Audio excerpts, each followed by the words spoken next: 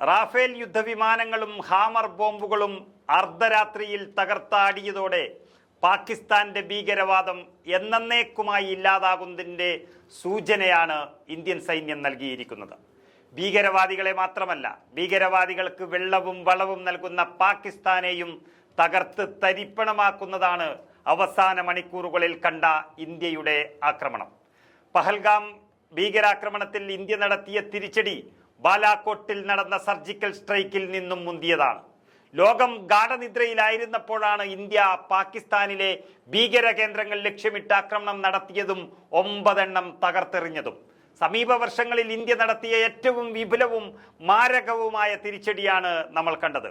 പാകിസ്ഥാനിലെ 9 ഭീകര ക്യാമ്പുകളാണ് ഇന്ത്യ ആക്രമിച്ച് തൂത്തെറിഞ്ഞിരിക്കുന്നത്.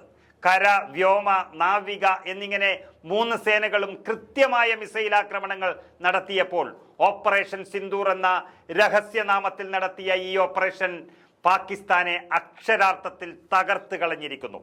പാകിസ്ഥാൻ, പാക് അധീന കശ്മീർ എന്നിവിടങ്ങളിലെ ഭീകരരുടെ തറവാടുകളെയാണ് ഇന്ത്യ തകർത്തു കളഞ്ഞത്. ഇന്ത്യയുടെ പ്രത്യാക്രമണത്തിൽ 90-ലധികം ഭീകരർ കൊല്ലപ്പെട്ടതായിട്ടാണ് ചില വാർത്തകൾ വന്നുകൊണ്ടിരിക്കുന്നത്. ഭീകര സംഘടനയായ ജെയ്ഷെ ഇ മുഹമ്മദിന്റെ ശക്തി കേന്ദ്രമായ ബഹവൽപൂർ ഉൾപ്പെടെ ആകെ 9 സ്ഥലങ്ങളാണ് ഇന്ത്യൻ സൈന്യം ലക്ഷ്യമിട്ടതും തകർത്തു കളഞ്ഞതും. ലഷ്കർ ഇ തൊയ്ബയുടെ ആസ്ഥാനമായ മുരിദ് കെ പഹൽഗാം ആക്രമണത്തിന് പിന്നിൽ പ്രവർത്തിച്ചു എന്ന് നമുക്കറിയാം.